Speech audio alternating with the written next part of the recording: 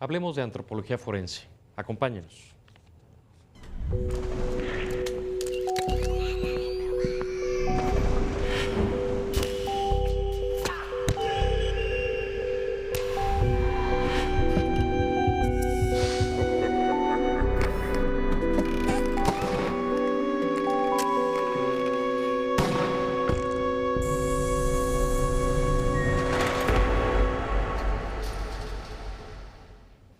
¿Qué tal, amigos y amigas? Bienvenidos a una emisión más de su programa Expediente INACYPE.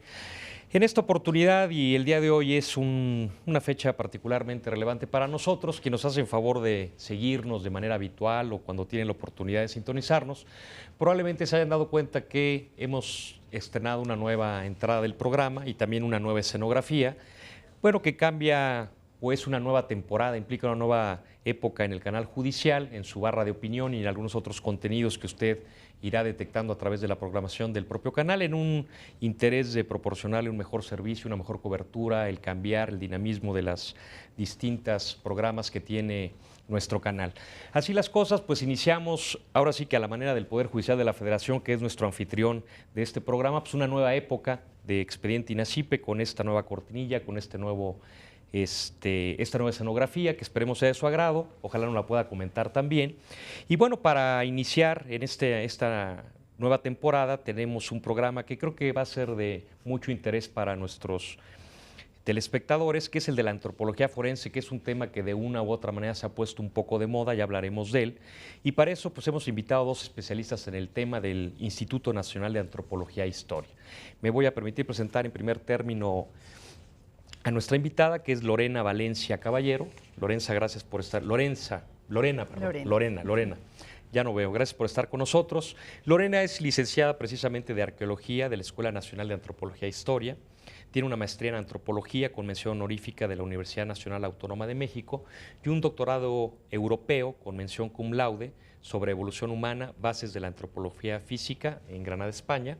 Y actualmente es coordinadora del posgrado en Antropología Física de la Escuela Nacional de Antropología e Historia. Dentro de sus publicaciones destaca Los cadáveres desconocidos, una aproximación a sus probables rostros, del Instituto Nacional de Antropología e Historia. Bienvenida. Gracias. Muchas gracias. Lorena. Gracias. También nos acompaña Juan Martín Rojas Chávez. Gracias por estar con nosotros, Juan Martín. Juan Martín es licenciado en Arqueología también por la Escuela Nacional de Antropología e Historia del INAH. Tiene un diplomado en Antropología por el propio instituto. Actualmente es curador de las colecciones prehistóricas y la Sala Poblamiento de América del Museo Nacional de Antropología. Y entre sus publicaciones destaca Actualidades de la Arqueología y la Antropología Física Forense, que es el tema de nuestro programa de hoy, un acercamiento intradisciplinario en México para el combate contra el crimen. Pues bienvenido, Juan Martín, bienvenida, Lorena. Yo quisiera, para entrar al tema, para contextualizar, en primer término, Lorena, tal vez la mayoría de nuestros amigos que nos ven y si nos escuchan tendrán una idea de lo que es la antropología, pero ¿qué es la antropología? Bueno, la antropología como tal sería el estudio del hombre. De allí, de esta antropología, se desprenden 7 especialidades, que sería la arqueología, la antropología física, la antropología social, etnología, etnografía y lingüística. También tenemos la historia en la Escuela Nacional de Antropología e Historia. De estas 7 especialidades, pues bueno, mi formación ha sido en antropología física, que sería prácticamente conocer al hombre en su contexto biosociocultural. Entonces, cuando decimos el estudio del hombre, pero es desde una perspectiva que de su evolución, porque, por ejemplo, desde un punto de vista sociológico podría ser sobre otros esquemas, ¿no? Pero acá es sobre su evolución, cómo vivía antes, cómo era. Sí, la antropología física abarca todos estos periodos. Puede ser un estudio evolutivo, puede ser un estudio de poblaciones antiguas o bien un estudio de poblaciones contemporáneas. En este caso, y con el tema que nos concierne el día de hoy, sería la antropología forense, donde trabajamos con gente de poblaciones contemporáneas. Pero también tenemos la época prehistórica, por ejemplo, podemos ver toda esta evolución, su desarrollo biológico, su cambio, variabilidad y por ende el momento actual. Muy bien. En una plática ahorita previa, antes de iniciar, Martín, me comentabas que hay una relación muy estrecha entre lo que es la antropología y lo que es la arqueología. ¿La arqueología qué es?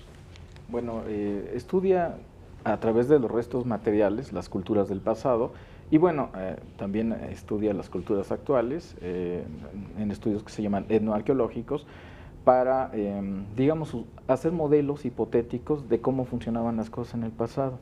Y precisamente de ese estudio de las poblaciones contemporáneas por parte de la arqueología, por ejemplo, han estudiado basureros para analizar el consumo en Arizona, ¿no?, en los Estados Unidos, para ver qué es lo que come la gente, ¿no? La basura, ¿no?, es algo que a mucha gente le podría parecer desagradable, pero sí, aporta son las datos. envolturas de lo que como, ¿no? Exactamente, lo que realmente come una unidad doméstica, ¿no? O sea, cuánto come, qué come, en qué periodos. Y de ahí viene también este interés por la arqueología forense, es decir, por hacer el estudio de los hechos más recientes, la reconstrucción de los hechos más recientes, en este caso de la conducta criminal, porque los arqueólogos estudiamos la conducta del pasado a través de los restos materiales. Por eso, digamos que estamos muy... a nivel metodológico, pues estamos muy cercanos a los criminalistas, ¿no? Que finalmente con restos materiales también de un lugar de los hechos, ¿no?, pueden reconstruir qué fue lo que sucedió, ¿no? Digo, y así como la arqueología es el estudio de los restos materiales en términos generales, como lo acabas de mencionar, y con base a lo que decía Lorena, ¿la antropología podría ser de los restos humanos para efectos de determinar la materia del estudio de que se trate? En la antropología física. El arqueólogo lo recupera, pero digamos que el especialista en biología del esqueleto, pues es el antropólogo físico, ¿no? El antropólogo físico estudia la variabilidad de la especie humana, la variabilidad biológica, ¿no?, a nivel somatológico, a nivel esquelético, ¿no? Y como decía la doctora Lorena, nos estudiamos desde las primeras fases de la evolución humana hasta nuestros días, ¿no?, las poblaciones vivas. Lorena, por ejemplo, el antropólogo me imagino que hace mucho trabajo de campo, ¿no? De pronto me imagino que también en laboratorio y debe haber trabajo administrativo. Pero, por ejemplo, si tuviéramos la oportunidad de estar contigo en un trabajo de campo, ¿qué hace el antropólogo? Bueno, en este caso, el antropólogo forense tiene la encomienda de llegar al lugar de los hechos o el área del hallazgo, dependiendo de donde se haya. Estamos expuestos al hallazgo de restos humanos, de restos óseos. Sí. Sí, en este caso, en México, por ejemplo, siempre acude el médico forense. Lamentablemente, el antropólogo, el médico forense solo tiene la capacidad de asistir a esta escena del crimen o lugar del hallazgo. No está reconocido en México que acude el antropólogo forense. No obstante, en el extranjero, un antropólogo forense tiene toda la capacidad de sustituir, en este caso, al médico.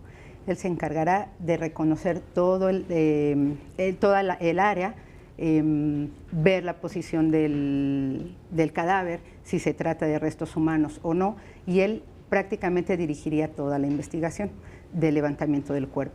En este caso, lo que comentaba hace rato Martín, hay algo interesante. Es una combinación de trabajo antropólogo-arqueólogo, en el cual ni los médicos ni los criminalistas pudieran obtener más información si no se emplean estas técnicas de la antropología o de la arqueología. Entonces, en este caso, uno como antropólogo llega al lugar, hace levantamiento de los restos, analiza, determina en el lugar si se trata de un hombre o de una mujer y se trata de esclarecer las variables inmediatas. Posteriormente de que se hace este levantamiento del cuerpo o los restos óseos, se procede a hacer un análisis más detallado en el laboratorio.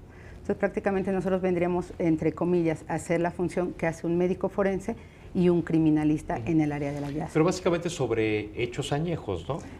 O sea, con base ahorita que decías que un antropólogo forense podría hacer lo que podría hacer un médico forense, pero digo, no me imagino que, si hay un homicidio ahorita en algún lugar, lo pertenece el médico forense, ¿no? El antropólogo no tiene mucho caso. Pero imagino que si se encuentran restos óseos en un lugar como el Templo Mayor, bueno, pues llamamos a un antropólogo, no a un médico, Aquí ¿no? hay algunas situaciones, por ejemplo, acude el médico forense efectivamente y el criminalista, el fotógrafo también, pero hay algunas situaciones, por ejemplo, donde el cuerpo ya está en avanzado estado de descomposición o casi esqueletizado. Ha habido muchas ocasiones que llegan los restos óseos al laboratorio y se han quedado, por ejemplo, los huesos de la mano, unos huesos que son demasiado pequeños o los huesos del pie. Ajá, y llegan incompletos los esqueletos al laboratorio. ¿Qué es esqueletizado? Esqueletizado. O sea, es el esqueleto, el resto pero... óseo, sí. Ah, el resto óseo. Sí, ya no encuentras tejido blando.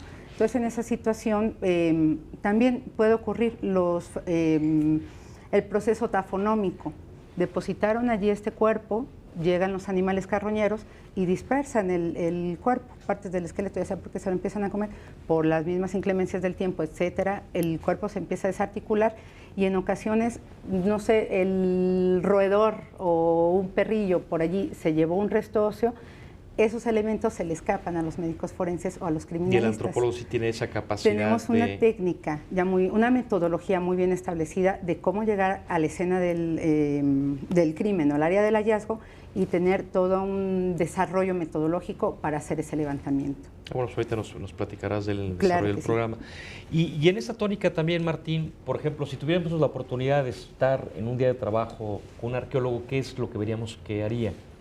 Por ejemplo, porque de pronto a lo mejor podemos tener la idea de que es una actividad y a lo mejor tú estás, por decir lo mismo, de que es muy interesante, ¿no? Pero a lo mejor tenemos la visión de Indiana Jones y ese tipo de cuestiones, ¿no? Es tan interesante como eso, tiene que ver con eso de buscar estos restos y...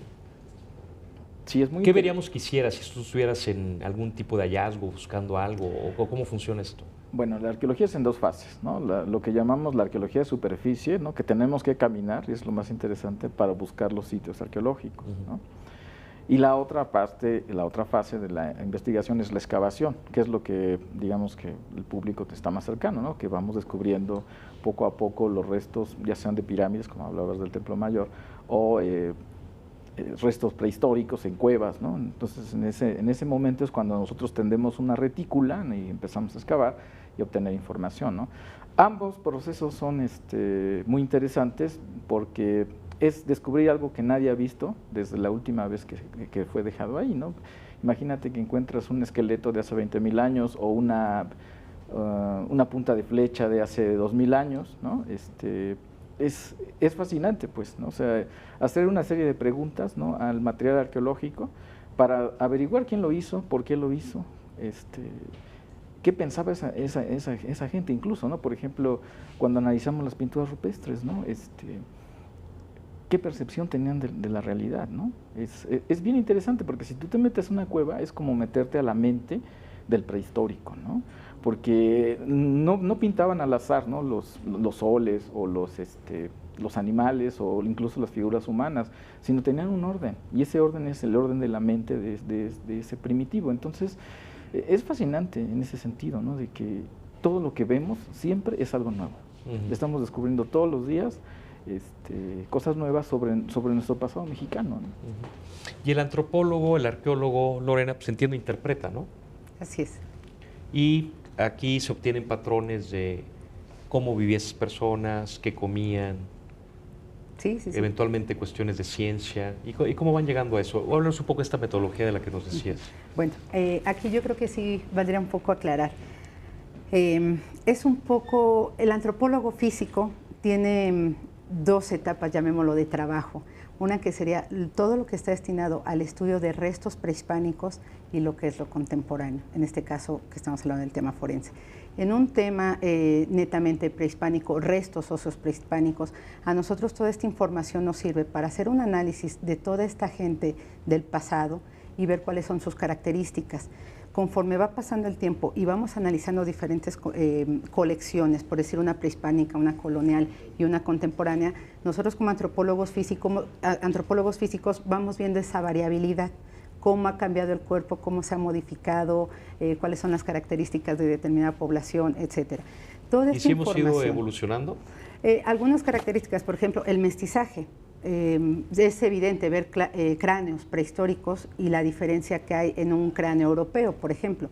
Actualmente estamos haciendo unos estudios para ver cuáles son estas diferencias que se presentan en poblaciones y en cráneos que ya son netamente mestizos, que ya hay una mezcla español con indígena. Entonces, toda esta información que nosotros obtenemos de poblaciones prehispánicas y que han ido evolucionando en el tiempo, ahora nosotros las tomamos de referencia. Si yo encuentro ahora un cuerpo que todas sus características morfoscópicas son europeas, se pueden diferenciar. Y hacer la comparación. Bueno, pues ahorita volvemos con esto, Lorena, que es muy interesante, pero ahorita por lo pronto tenemos que hacer un corte que es muy breve, no se vaya, regresamos.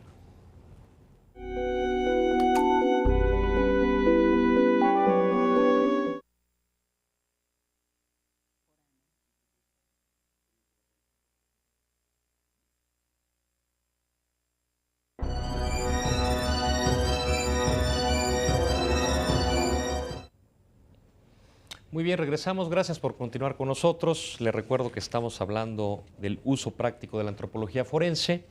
Y les recuerdo también que nos interesan mucho sus comentarios, sus opiniones, sus sugerencias, los cuales esperamos en expediente.inacipe@inacipe.gov.mx o bien llámenos al 54 87 15 00 a las extensiones que ahora aparecerán en su pantalla.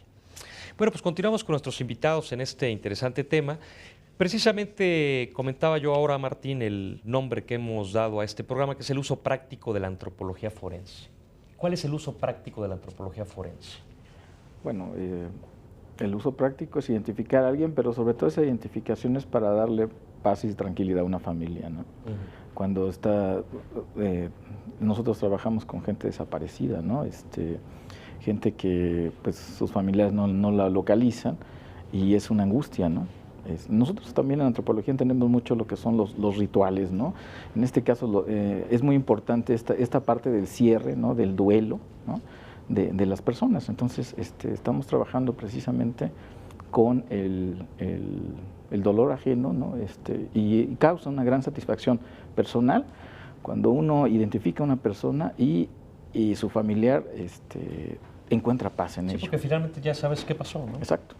El familiar sí cierra el ciclo, ¿no? Y es algo muy satisfactorio, o sea, para nosotros, ¿no? Aparte de que es muy interesante, ¿no?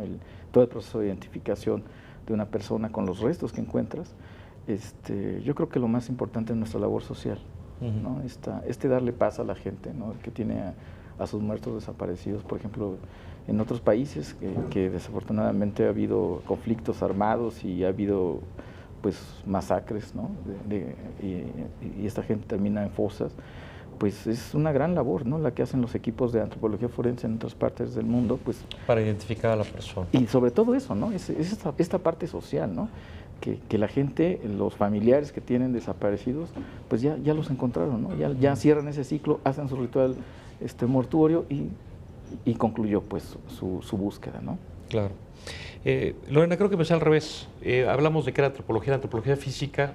Ya le pregunté cuál es el uso práctico de la antropología forense, pero creo que no le pregunté qué es exactamente la antropología forense. Sí. Bueno, la antropología forense en este caso es una subdisciplina de la antropología física que se encarga de analizar todo resto biológico que está involucrado en un contexto legal. A partir de estos restos biológicos se intenta establecer la identidad de esa persona. Por ejemplo, ahorita que mencionaba Martín el uso práctico de la antropología forense, creo que absolutamente pertinente y creo en lo que dice en esta parte social de generar paz en los familiares, de finalmente reconocer, aunque sea un hecho doloroso, que esos restos son de su familiar. Pero la parte ya de investigación, ¿cómo se va llegando a la conclusión de que esos restos son de una persona? ¿Es a través de lo que ahora ya, aunque los que no somos expertos, ubicamos a través del ADN? ¿O cómo se van ustedes acercando para concluir que un cuerpo, que entiendo ya de manera evidente no es reconocible, cómo se van acercando para determinar qué es de esa persona? Claro.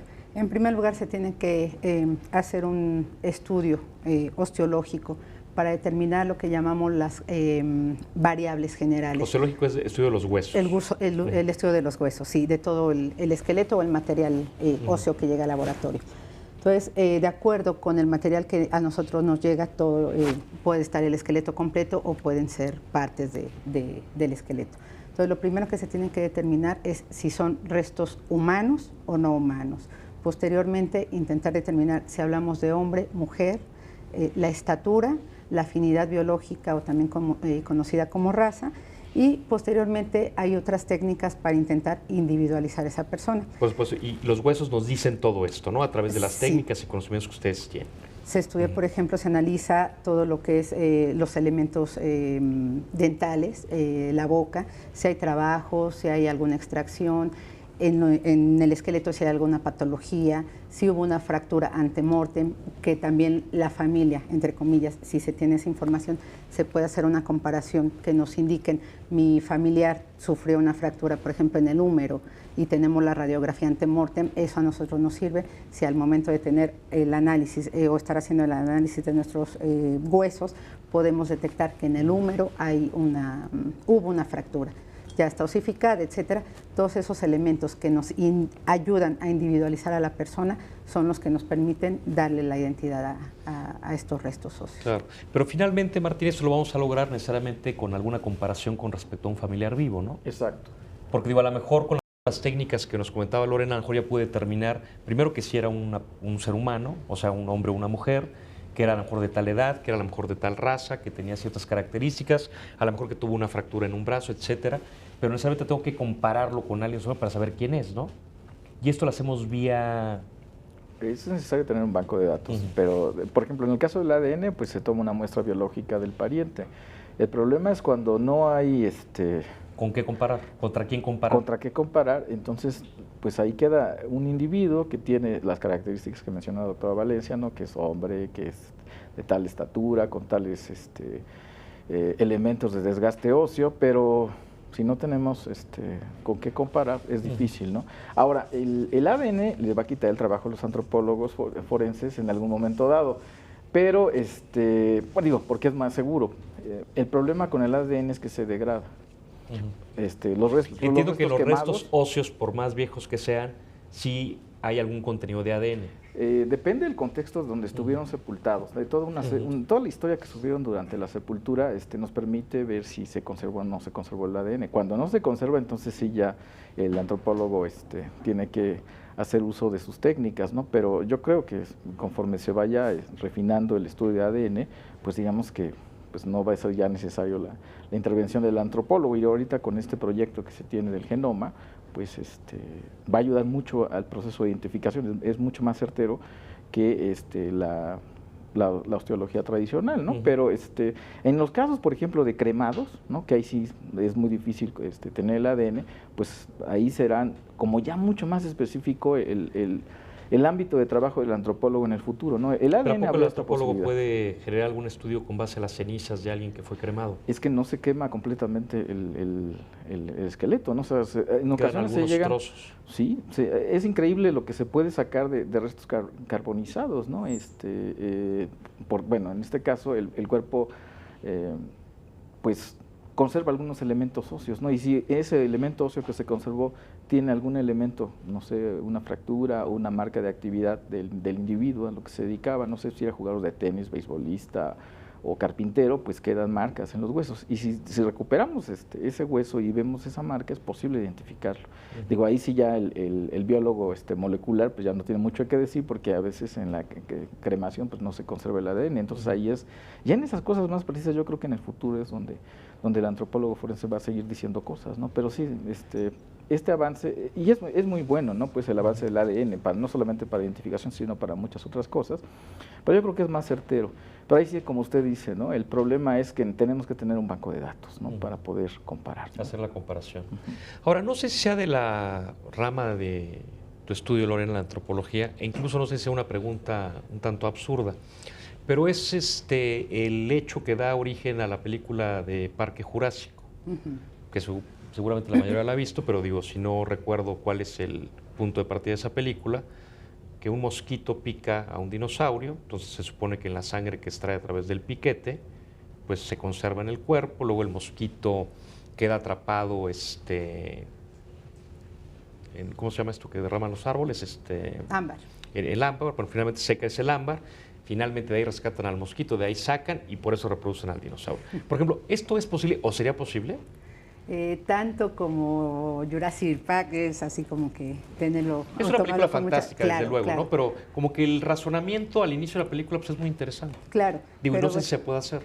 Por ejemplo, hay algunas investigaciones que se han hecho en restos que se han encontrado en hielo, por ejemplo.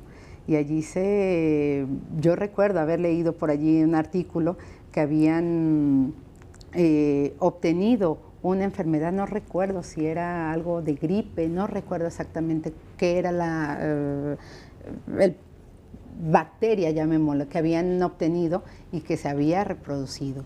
Yo ahí en estas cuestiones ya sí estoy un poco alejada de esta situación, pero he escuchado que se puede hacer a partir de restos que están congelados.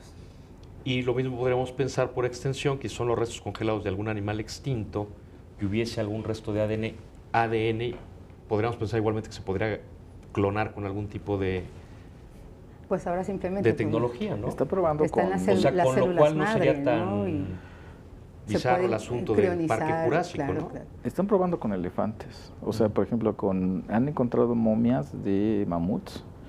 Y lo que están tratando de hacer, bueno, cuando uno encuentra, este ADN está degradado parcialmente, entonces lo que tiene uno que es amplificarlo.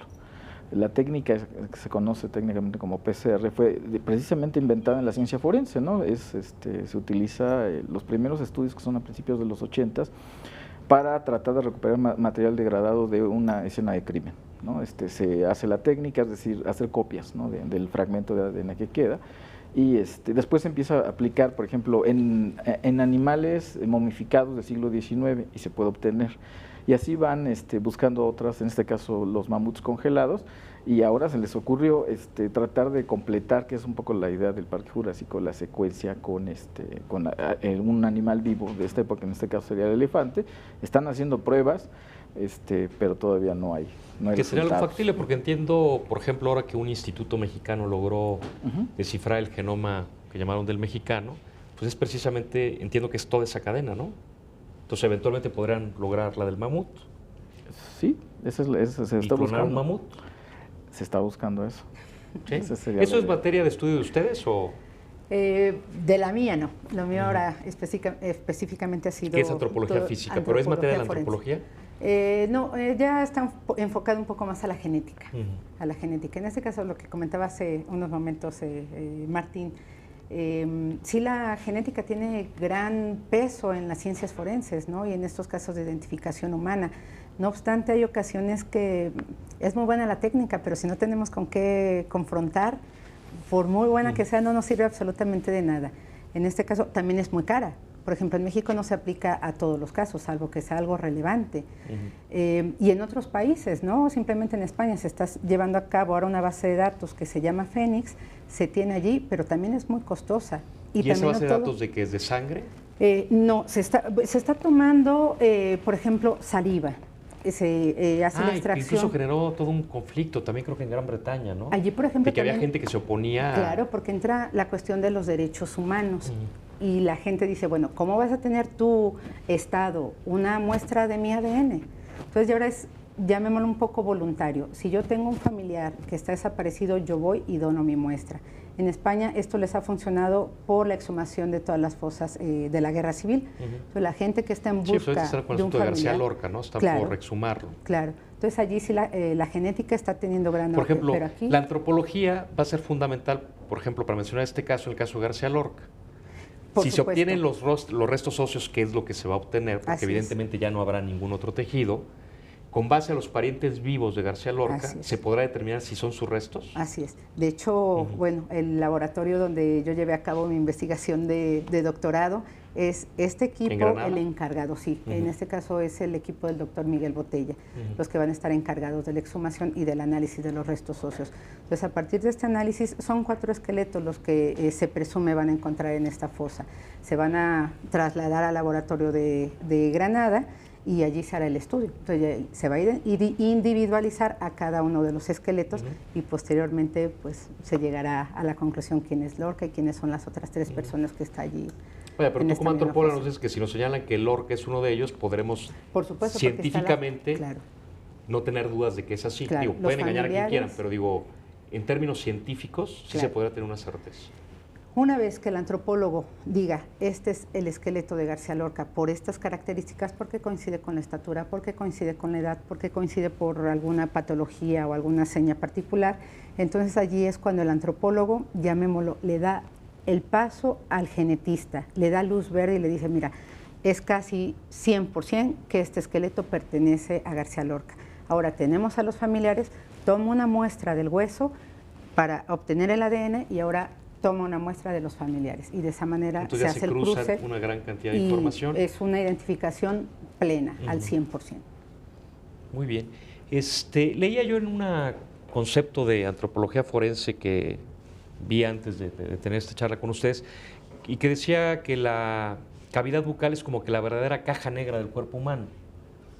Es así, pero solamente sé con qué compararla. Exacto. tiene que haber datos odontológicos ante morte, ¿no? O una fotografía, ¿no?, de alguien que está sonriendo, pues puedes ver su patrón dental. Pero eso ya más bien es materia del odontólogo, el odontólogo forense, ¿no?, más que del antropólogo. El antropólogo puede hablar de estos rasgos antropológicos en los dientes, ¿no? Pero digamos... Pero sí es un punto de identificación muy relevante. Es clave, ¿no?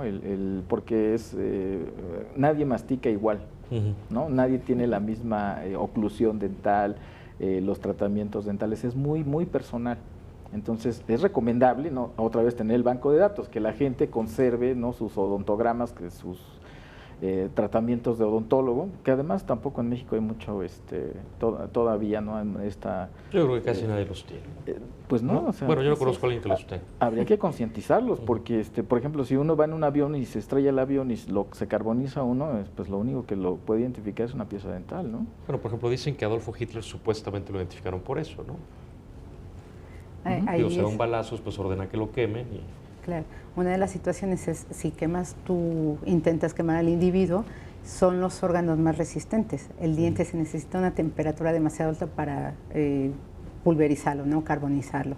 Entonces, en este caso, simplemente llevamos nosotros a nuestro difunto a una cremación, se somete a altas temperaturas, no obstante, aún quedan fragmentos. Y para que se lleve a cabo toda esta crematización, llamémoslo, todavía se tiene que triturar este hueso. O sea, no es tan fácil deshacerse por medio del fuego de estos elementos. Ahorita que dice Martín de un accidente de avión, claro, algo que probablemente vamos a encontrar es dientes. Así es, son muy resistentes, muy, muy resistentes. Oye, Lorena, y ahora que comentabas sobre la pertinencia de eventualmente tener bancos de datos, mencionabas que un elemento es la saliva.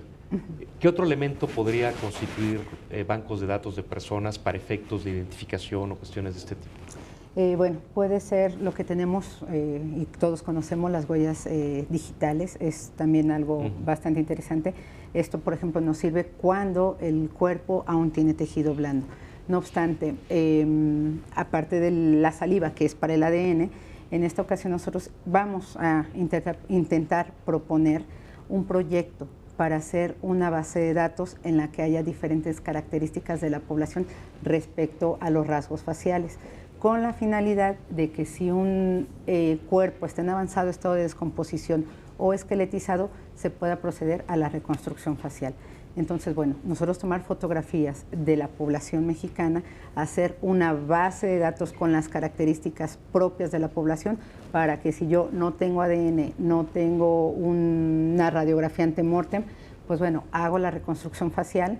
Esto se puede hacer un banco de datos bastante grande de acuerdo con estas reconstrucciones que se elaboren y poderse difundir. Entonces, para que eso ya se puede hacer, ¿no? Claro. Para sería conveniente el banco de datos para los efectos ya más amplios que dices. Sí, la situación aquí en cuanto a la reconstrucción facial, hay ciertos inconvenientes. Primero, antiguamente o hasta hace pocos años se hacía la reconstrucción de manera escultórica. Ahora lo que nosotros intentamos proponer es que se haga por medio de un sistema computarizado, es decir, se digitaliza el cráneo y posteriormente se reconstruye en la misma computadora el rostro de esta persona. Entonces nos evitaríamos tiempo, que una reconstrucción nos tardamos en elaborarla 3 semanas aproximadamente o 2, y esto lo podemos hacer en un corto periodo de tiempo, 2 días, por ejemplo. Previamente su estudio y su análisis osteológico muy, muy bien establecido, pero que aparte no vamos a tener un almacén con reconstrucciones y bustos de barro o plastilina, y los vamos a tener almacenados en un disco duro, por ejemplo. Entonces todo eso se puede difundir a nivel nacional y a nivel internacional. Esta reconstrucción escultórica, Martín, ¿tiene referencia de este caso que supuestamente reprodujeron de esta manera, como menciona Lorena, el rostro de Cristo? Sí, y que por cierto... Que supuestamente llegaron a un rostro que por cierto nada tiene que ver con las imágenes que conocemos. Sí, porque lo que hicieron fue analizar cráneos de la época de Jesucristo y más o menos determinar la forma craneal. Y además, un poco con los datos biológicos actuales, se determinó cuál era su tipo de piel, ¿no? Entonces, ahí sí que nos cambió completamente la figura de Jesucristo. Y además, ¿cómo es que él debió haber tenido el peinado también? Pero no lo hicieron con base a un cráneo. No. Bueno, al supuesto cráneo de él. No. Sino fue más bien un estudio de cráneos de la época y datos que ha arrojado la época. Para más o menos saber cómo era la figura de Jesucristo. También se hizo Bueno, por ejemplo, eso que digo, que por lo menos conoces el antecedente, A tu juicio, lo que finalmente se mostró como imagen, ¿es algo que podemos pensar que con cierto grado de realidad era así o...? Biológicamente, su grupo biológico era así, que esa es la hipótesis, ¿no? Ujú. Porque se estaba contrastando con la información de la sábana santa, ¿no? Sí, porque incluso esta imagen era incluso moreno, ¿no? Ujú. Sí, no era De blanco. pelo negro. Exacto, ¿no? Y bueno, rizado y esas cosas. Usaron, ¿no? Digamos que, pues, cómo es la vida cotidiana de alguien, ¿no? Común de la época. Entonces, por eso es que se pudo reconstruir este rostro, que seguramente es lo más cercano, ¿no? Claro, lo ideal sería tener el cráneo, ¿no? Pero eso es un sacrilegio, ¿no? Porque nuestro Señor resucitó, ¿no? O sea, no murió, ¿no? Bueno, claro, si ahí nos metemos en otro tipo de honduras, que mejor lo dejamos por la paz. Ahorita, por lo pronto, tenemos que ir a un corte, es muy breve. Regresamos.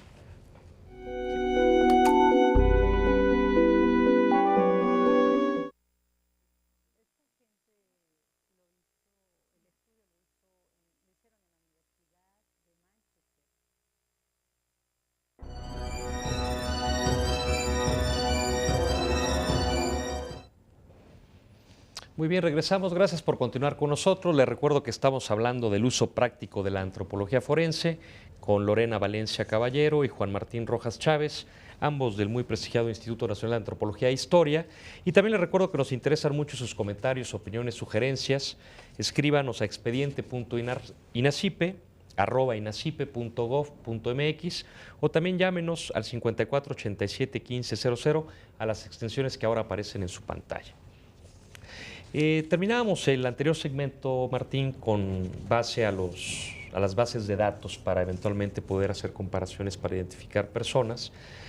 Entonces, más allá del debate que se abriría, por supuesto, en materia de derechos humanos, como mencionaba Lorena, sí sería recomendable tener una base de datos y lo recomendable sería tenerlo de ¿qué?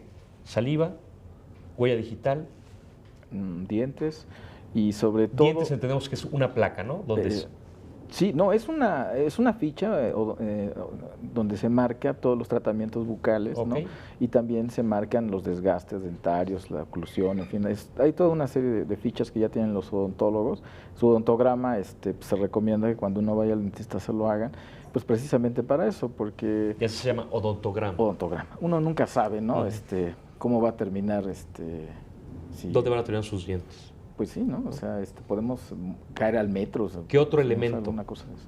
Saliva, huellas, la historia clínica también, si sufrimos, no sé, osteoporosis o tenemos una fractura o nos duele una rodilla, ¿no? Cuando de repente es que me duele la espalda, me duele la rodilla, tenemos algo ahí, ¿no?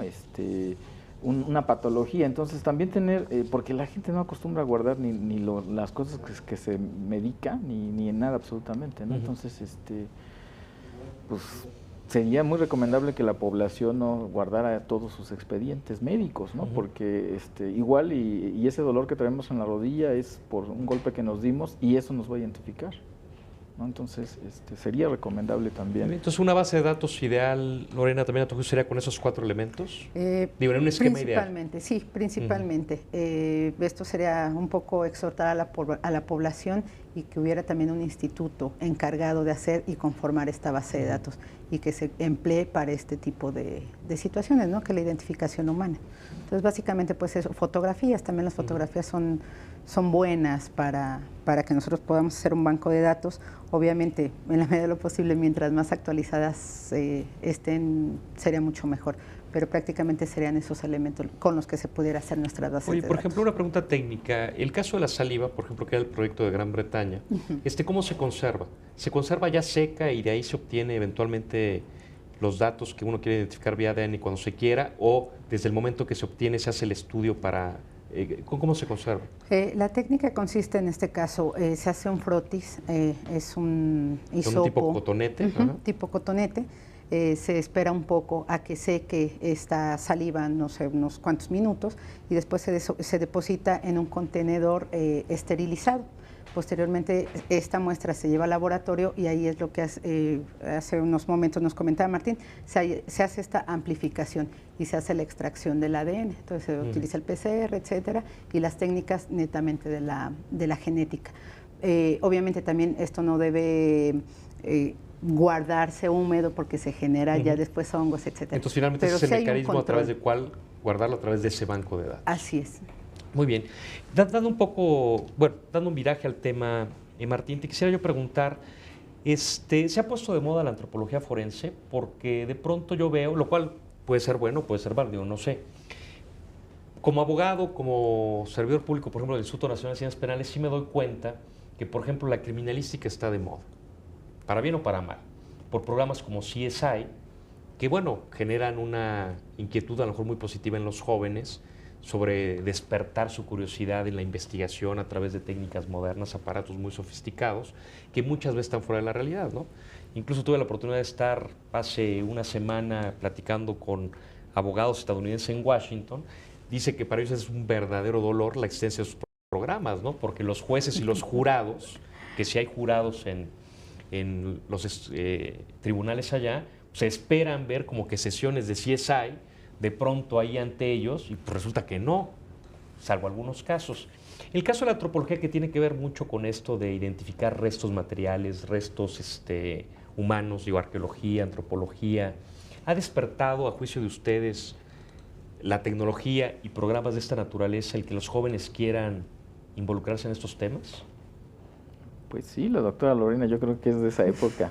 Bueno, particularmente tú, Lorena, ahora diriges el posgrado precisamente de antropología física, ¿no? Así es.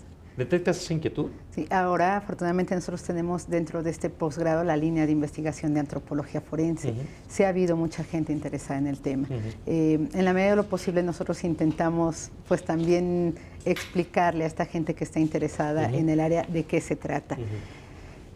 Por una parte, ha sido benéfico este tipo de programas, entre comillas, porque ha habido una difusión y la gente ya empieza a preguntar qué es la antropología forense.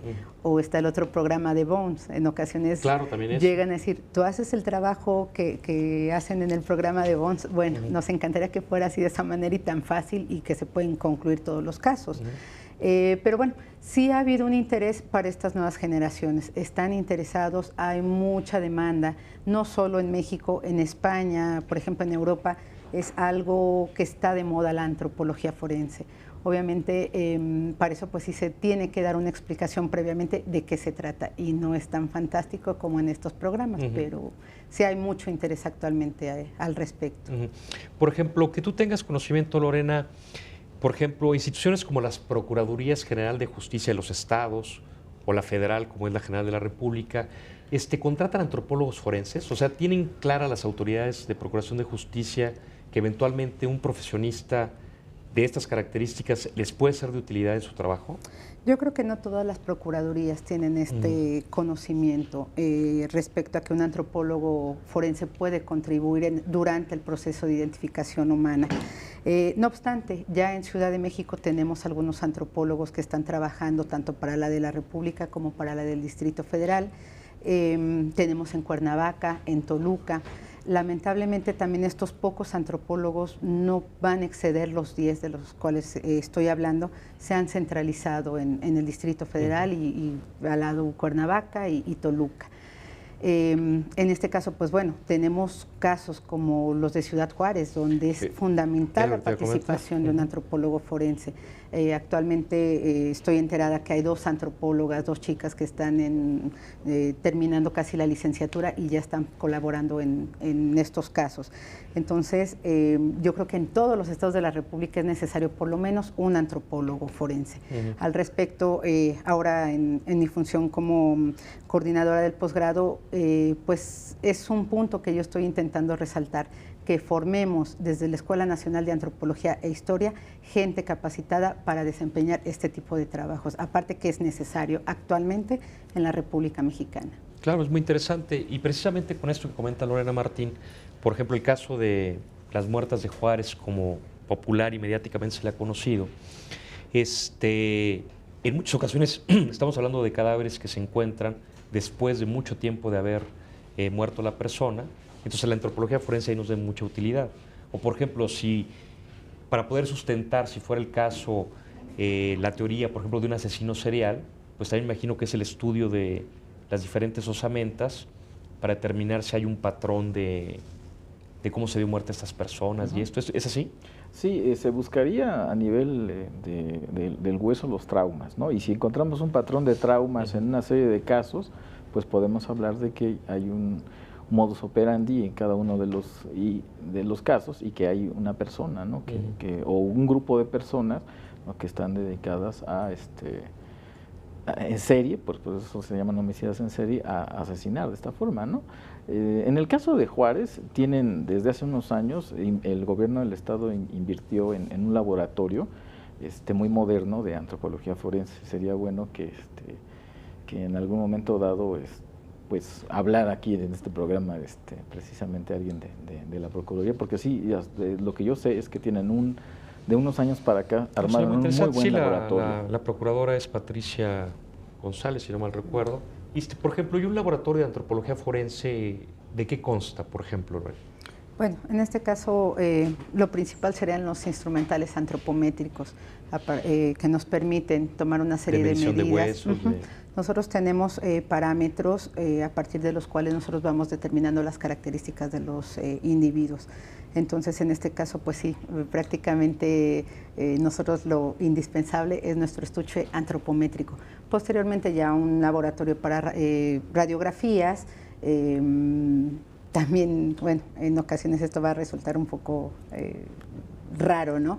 Pero pues tenemos que limpiar los huesos cuando vienen con tejido blando. Entonces, pues sí necesitamos unos contenedores especiales para poner a hervir esos huesos, que se desprenda más fácilmente el resto de tejido blando que pueda tener, y posteriormente nosotros tener nuestro elemento óseo libre de tejido para poder hacer todas nuestras mediciones. Y bueno, ya de ahí pueden derivarse otras series de análisis más especializados. Por ejemplo, si llegamos a tener algún fragmento de hueso al cual no se le puede determinar en principio si es humano o no es humano, se puede hacer un corte histológico y posteriormente mandarse al análisis. Entonces también necesitamos un microscopio, un buen laboratorio de fotografía, y bueno, prácticamente sería así como que lo indispensable. Estas mesas que comúnmente las conocemos como plancha, etcétera, de manera que nosotros podamos hacer nuestro análisis de manera detallada. Muy bien, pues debe ser muy interesante conocerlo, qué bueno que nos dicen que existen y qué es lo que contienen. Y yo también quería preguntarte, Martín, sobre todo cuando tú abordas el tema de los rituales de los mexicanos, y lo mencionabas en el caso específico de la tranquilidad que genera para una familia el saber que finalmente algún resto óseo corresponde a su familiar, y bueno, por lo menos en una noticia grave, pero bueno, ya sabemos que murió y no tenemos la incertidumbre si vive, muere o qué pasó con esta persona. Y ya que estamos en Día de Muertos, por ejemplo, ustedes como antropólogos han logrado ubicar estos rituales del mexicano en torno a la muerte con base a ciertos patrones o restos materiales. Sí, hay una publicación muy interesante que está en el Fondo de Cultura Económica sobre los patrones funerarios del mexicano, ¿no? Hay una... ¿Sí se distinguen del resto del mundo? Digo, porque los mexicanos decimos que nos burlamos mucho de la muerte, y creo que sí es cierto, y creo yo particularmente que hacemos bien, pero sí nos distinguimos particularmente en eso de otras culturas. Sí, es lo que nos identifica a cada una de nuestras culturas, es, entre otras cosas, cómo nos entierran, cómo hacen todo el ritual que es más bien es un ritual para los vivos y no para los muertos, sí, porque el muerto ya no siente, pero digamos que todo ese ¿Pero nuestro ritual es particular? Sí. Por ejemplo, en otros países no los velan, no hay una misa. Bueno, sí, pero digamos que, por ejemplo, en esta festividad de Día de Muertos, ¿no? Las calaveritas de dulce, que eso es una tradición que se introduce en el virreinato, ¿no? Porque pues, en la antigüedad, si acaso había calaveritas, son como las calaveritas de amaranto de ahora, ¿no? Porque pues realmente azúcar no había, sino que más bien es como una tradición que trajeron de la dulcería árabe los españoles, y pues tenemos la calaverita. O sea, es particular porque se funden varias culturas, ¿no? La árabe, la española, diversas prácticas funerarias mexicanas, ¿no? O sea, de gente de Oaxaca, de gente del centro de México, del norte de México incluso, ¿no? Entonces, esa mezcla que se genera en el virreinato y en el siglo XIX es lo que nos hace particular, ¿no? O ir a poner mariachis, ¿no? en un cementerio, ¿no? Que en otros países eso o para otras culturas eso resultaría como ofensivo, ¿no? O sea, que tener música ahí, en fin, ¿no? Cada cultura tiene su propia manera de cerrar ese ciclo, ¿no? Con el muerto, ¿no? De despedirse del cadáver, ¿no? Que en este caso fue una persona viva, ¿no? En ese momento ya lo están despidiendo, ¿no? O sea, lo están incorporando a la tierra o cremándolo. Bueno, en otras culturas, por ejemplo, los dejan al aire libre para que se los coman los animales, no se sabe.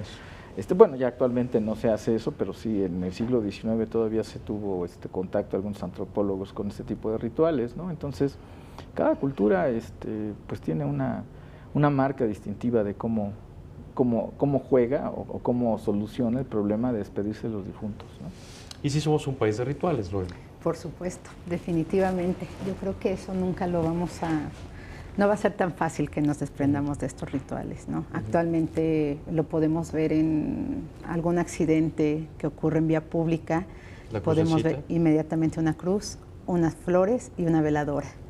Entonces eso es inmediato, podemos pasar por cualquiera de las calles y encontrar allí la cruz, memoria de, etcétera, etcétera. Entonces yo creo que eso nunca... No, y con los peceros que tenemos, pues podemos encontrar toda una ruta de, Así es, de estas manifestaciones, ¿no? Ahora, los rituales de este tipo también de alguna manera nos dan identidad, ¿no? por supuesto. Ahora, no sé, se me vino a la mente, por ejemplo, en España ya lo menos se evita, por ejemplo, este ritual y todo este proceso de velación, que estemos toda la noche en un lugar determinado y al siguiente día el sepelio, etcétera. El poco tiempo que tuve la oportunidad de estar allí y también darme cuenta de estos sucesos, pues se envía el cuerpo, entre comillas, a velar, pero inmediatamente pasa el proceso de cremación. Muy poca gente. Ahora es como que la moda cremar a los muertos, o esa fue la impresión que me dio en ese momento. Ahora, el proceso de velación, Martín, les pregunto, no sé si es cierto, supuestamente tenía una razón de ser para tener la seguridad de que no vaya a haber tenido el estado catatónico, el individuo, y que se nos vaya a despertar ya cuando esté enterrado, y se habló de esto, que yo me imagino que es leyenda, no sé si es cierto, del caso de Joaquín Pardavé, que supuestamente lo enterraron vivo y por alguna razón lo exhumaron y encontraron que las manos, los dedos estaban gastados porque intentó salir el señor. O sea, que hay de todo esto. Sí tiene esa razón, es más un ritual, sí es posible este estado de, ¿cómo le llaman? Catatónica. Catatonia. Pues sí, muchos de los rituales indican de que haya una prueba material de que está muerto, ¿no? Por ejemplo, esta de poner un espejo o incluso pinchar a los ¿Cómo es la del espejo? Sí, o sea, le pone usted un espejo en frente. Ah, para que no se... Y si no se llena de vaho, pues es que está muerto, ¿no? Es la prueba del aire, ¿no? Entonces también este asunto de la velación, bueno, aparte que es un ritual de una religión específica, también tiene cierta pues cierta validez esto que usted comenta, ¿no? De que pues es que efectivamente la persona esté muerta, ¿no? Porque sí, es algo cultural, ¿no? Pero también biológico. Hay ciertas poblaciones que sí pueden tener este tipo de apagarse, ¿no? Y de repente volverse a encender. Y sí, muchas culturas registran, ¿no? Esto, ¿no? Como lo del espejo o pinchar incluso con una aguja, pues para ver si realmente está muerto. Porque es este terror que tiene mucha gente, ¿no? A la muerte, ¿no? O sea, que es la suspensión de... Sí, por eso piden la cremación, ¿no? Para no amanecer despiertos abajo. Bueno, pues hemos llegado al fin del programa. Yo le quiero agradecer mucho a nuestros invitados del día de hoy, que es Lorena Valencia Caballero y Juan Martín Rojas Chávez, el que hayan platicado con nosotros sobre ese tema muy interesante, que los que no somos conocedores, pues tenemos referencias vagas de que es un antropólogo, que es un arqueólogo, pero que compartan con nosotros qué es lo que hacen, cómo lo hacen, que sobre todo para los jóvenes que nos estén viendo sepan que existen campos muy diversos a los que tradicionalmente nos abocamos mucha gente, y que bueno, que también sirve un poco para que autoridades encargadas sepan que hay también otro tipo de técnicos, de científicos, de investigadores que pueden proporcionar ayuda en casos que eventualmente lo requieran. Y pues así las cosas. Gracias, Lorena, gracias, Martín. Gracias. Y gracias a todos ustedes por acompañarnos en esta nueva época del canal.